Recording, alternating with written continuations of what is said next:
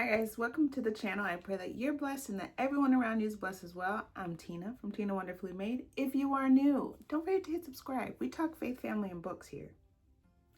And if you're returning, thank you. Let's get into the video.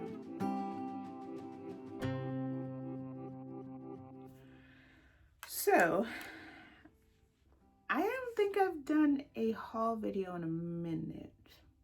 I could be totally wrong, but whatever. I have a few books here that I've picked up in the last month or so. And I thought I'd share them. And then I'm also going to talk about what I'm reading right now. I love doing these because instead of doing like a full wrap up, I like to just talk about what I'm reading as I go because things change, okay? Like there is a book that I am swapping out for my March TBR. I was going to say February for my March TBR, but we'll talk about that too because it's a new book that I picked up and I'm going to swap it out. And anyways, let's get into it. So I have, I did go to a thrift store, just stopped in and I'm like, let's see, because sometimes they have good books, sometimes they don't. And I bought two books and they totaled to $4.24, so $2 each with tax and all that fun stuff.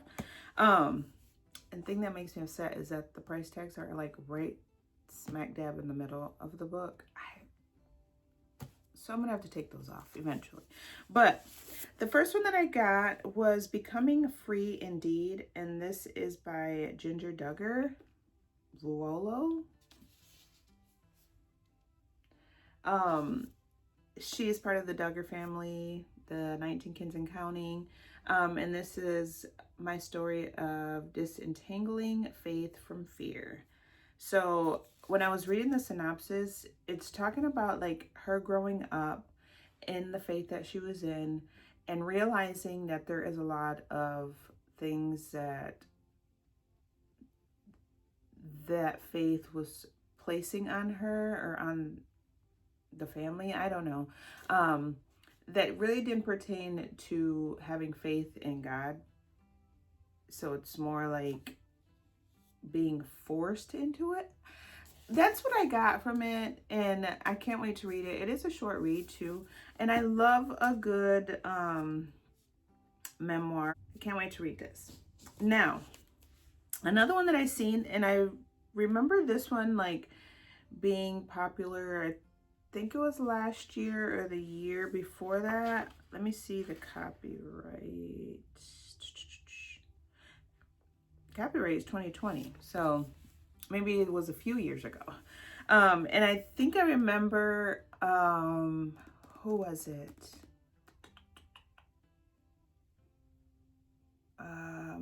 My book bestie, Danny from Danny Reads. I'll put her info in the description as well. I remember her talking about this a while back too. So it's the Southern Book Club's Guide to Slaying Vampires by Grady Hendrix. And never read anything by this author either. So we shall see. And this book is like brand new. So I got it for $2. I really don't know what this book is about. So we'll see as we go. But it's definitely going to go on the shelf. I don't know when I'm going to read it. But hey, half of these books don't even know when they're going to be read either. So. So the next few, like 6 books, are from the free bookstore. I did go this past weekend, and I donated a lot of books, like some that were kids books and stuff that I had for my grandkids that they just weren't going to read, and then I had some that were just books that I knew I wasn't going to get to anytime soon. So I did donate a whole lot, but I was like, you know what, let me stop in. My husband was like, I'll take you. He sat in the car the whole time, but I took my time and he was like, definitely do what you need to do. So there wasn't a whole lot, and I didn't even get to film because it was so packed in there. I've never seen it that busy. So I'm so glad that people are getting their free books and they're reading and doing what they need to do. There was this little boy though. His mom was enjoying her time looking through the books. He had to be about 10.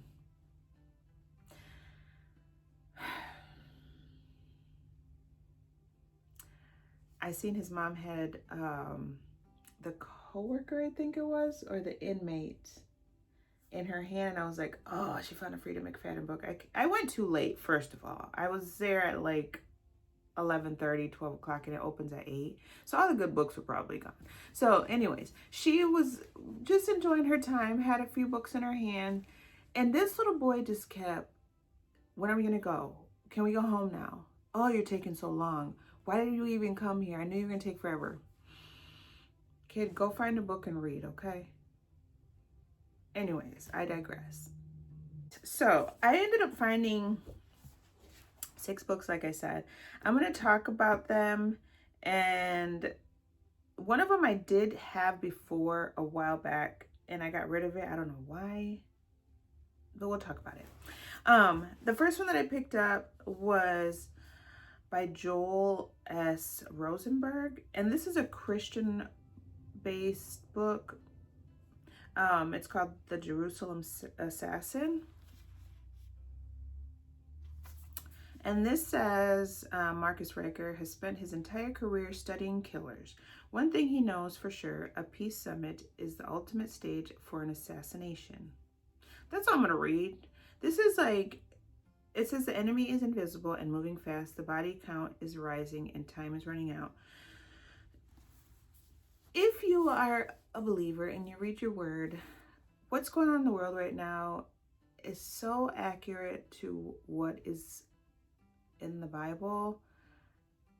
I'm not going to go into end time stuff. That's my husband's thing. I am reading it on my own slowly, and I will talk about that when I talk about what I'm reading.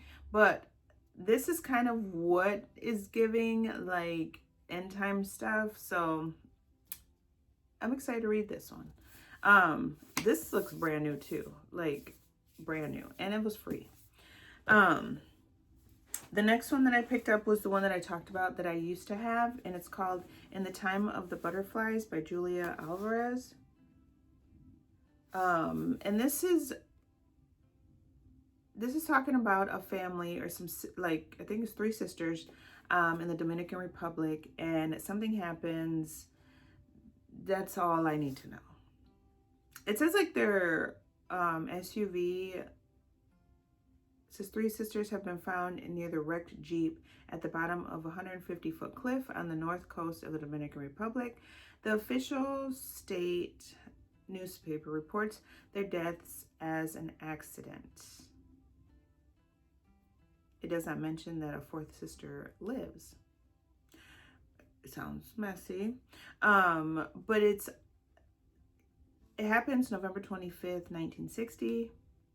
My birthday's November 24th. So maybe I'll keep this. I think that's what I said when I had it the first time. I wanted it because it's near my birthday time. I wasn't born in the 60s.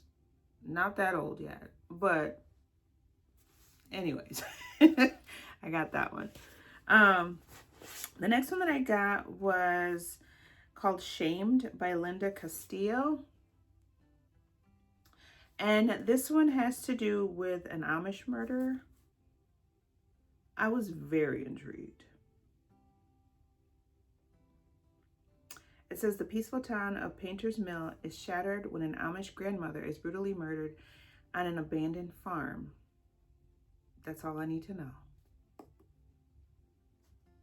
This one is kind of old, but the story sounds amazing. Not that somebody got murdered is amazing, but you know. This one also looks brand new. This is called The Wind Knows My Name by Isabel Allende. I don't know. The cover is beautiful. It's giving fall, or not fall, spring, summer, so maybe we'll keep it for then. And this is like dual timeline, I'm guessing, because it's in Vienna of 1938 and then Arizona in 2019. And it says Vienna 1938, Samuel Adler is 5 years old when his father disappears during, I'm not even going to say that, Kristallnacht. the night his family loses everything. As her child's safety becomes ever harder to guarantee, Samuel's mother secures a spot for him on a kinder transport train out of Nazi-accompanied Austria to England. He boards alone, carrying nothing but a change of clothes and his violin. That sounds very sad, first of all. And what got me too is that he plays violin. I used to play violin, if you don't know that. I wish I could pick it up again, but I didn't play. I played it in middle school, but it just like sticks with me. I don't know. Maybe one day. The next one that I picked up is The Brothers of Auschwitz. And this is by Melka Adler. It has to do with in the 1940s. I believe during like when the Nazis stormed, or like the Nazis were a thing. I don't know what it is about me in like World War II-ish times, but I'm intrigued.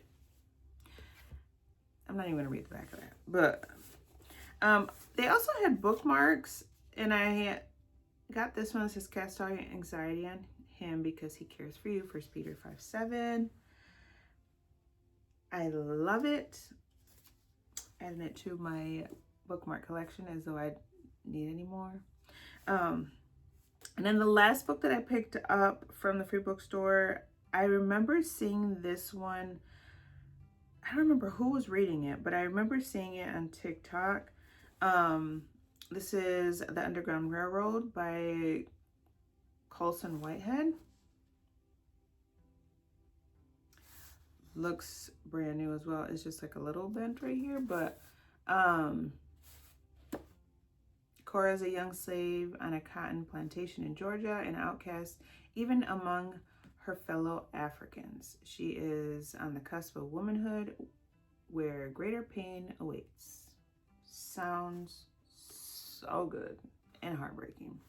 And this one also is not a long read. It's a little over 300 pages, but yeah. And then what we're gonna, like, I don't know if you watched my March TBR picks video, but go ahead and watch that.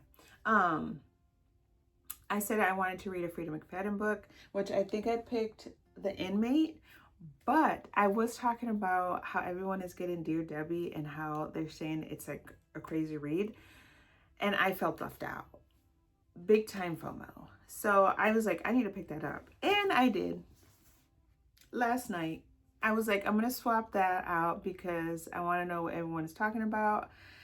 I like that it's green for the month of March. I know they have different colors, I believe. But this one was at Meyer where I got it from. And I'm excited to read it. I think I'm going to probably start it today. I have too many books going on right now. I think I'm reading 3. One I'm probably going to finish today, so I can probably add this to the rotation.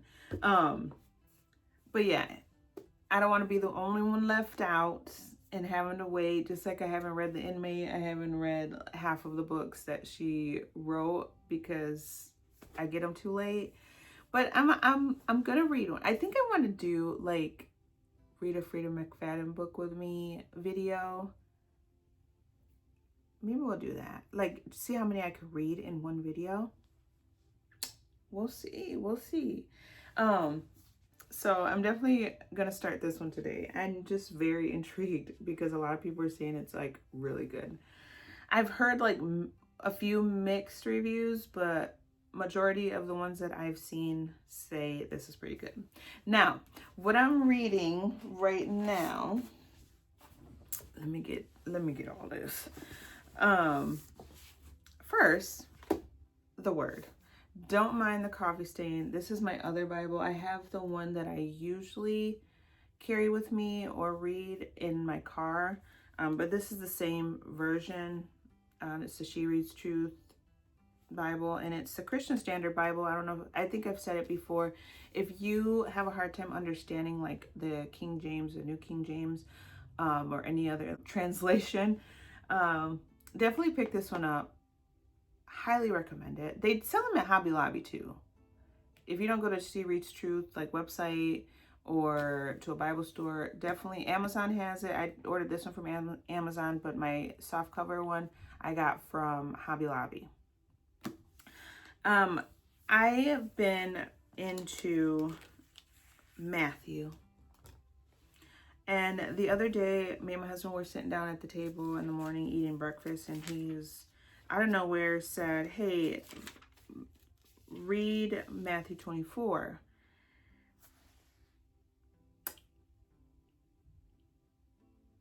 Yeah. If you have not read Matthew 24, please, please, please do so.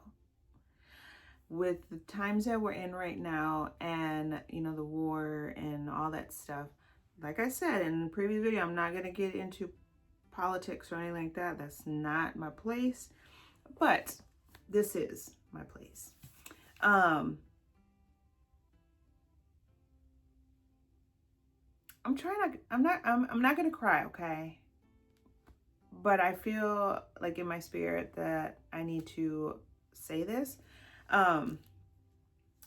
Matthew 24 is talking about like the end times, and that's what I said in the beginning.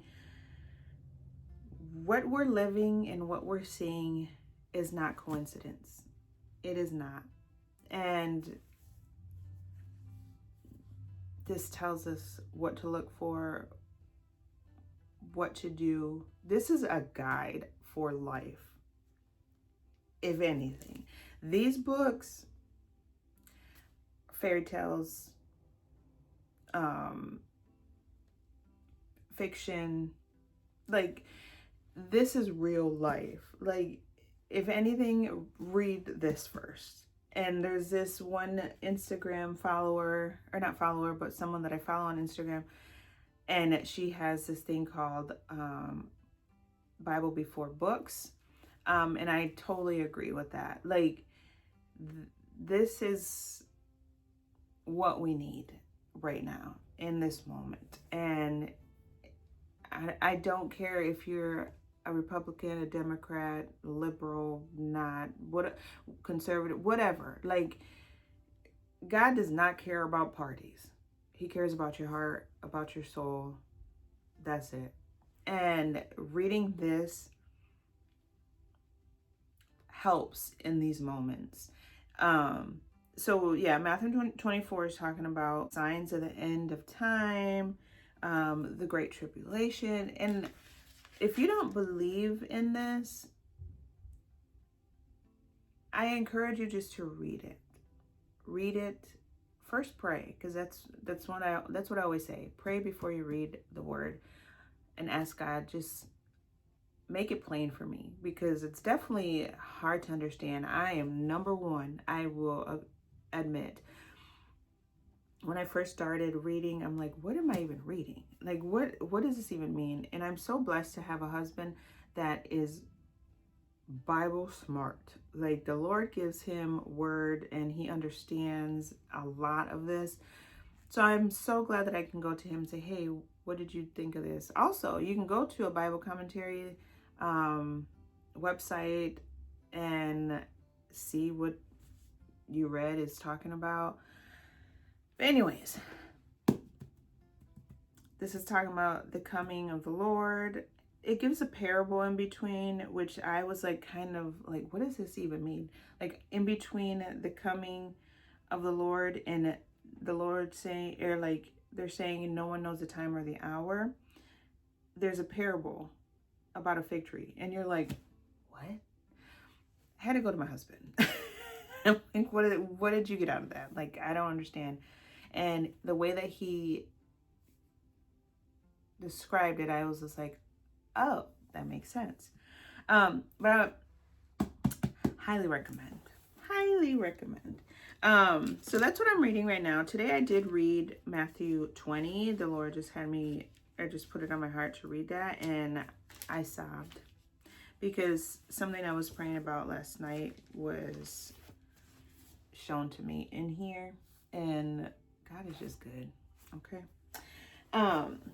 The next thing that I'm reading and going to finish up today, because I'm at like 86% some percent, I believe, is My Lucky Charm by Courtney Walsh. This is the Heart Sisters series.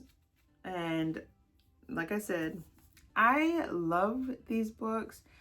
So this one's talking about Eloise. She's one of the Heart Sisters. And she is like, she was dating her boss. Come to find out, he was a jerk. Fired her, she lost her job, all that stuff. So she is like down and out. And then her sisters, one of her sisters was like, why don't you work for this play?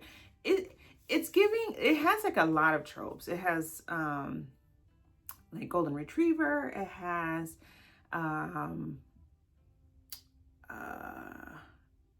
I wouldn't say grumpy sunshine, just more grumpy. And then it has forced proximity. It has single dad. It has a lot of tropes, and I love it. Like, I want to say, like, this book out of the other two that I read, this one has to be probably top. I gave the other ones 4. This one's like a 4.5. I did tear up a little bit last night reading. I was like, this is just a romance. I don't know. But anyways, highly recommend this one. And then I started The Atonement Child by Francine Rivers. I only read I think like 10-ish pages. So I'm going to read a little bit more today. It's starting off like suspenseful. Like, I don't know what's going to happen right now, so I'm definitely going to get into this. And then I started the buddy read with my girl Brindy. I always say I'm gonna leave her stuff in the description, so if you don't follow her, definitely go follow her. Wrong Place, Wrong Time. I'm doing like the listening and reading at the same time. So we're doing like 20% a day for this week. So we'll see how, by the time you watch this video, we'll probably be done with this and I'll talk about it next week.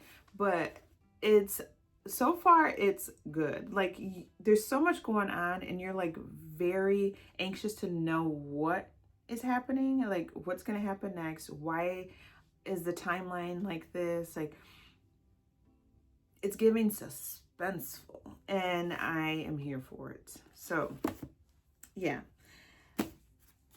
And then I'm going to read this today for sure. Like, I definitely need to read that. But that's what I'm reading. What are you reading? Comment down below. What are you reading? What are your most anticipated reads for March? Please tell me. Also, is there any like shows that you're watching? Because I don't really watch TV anymore.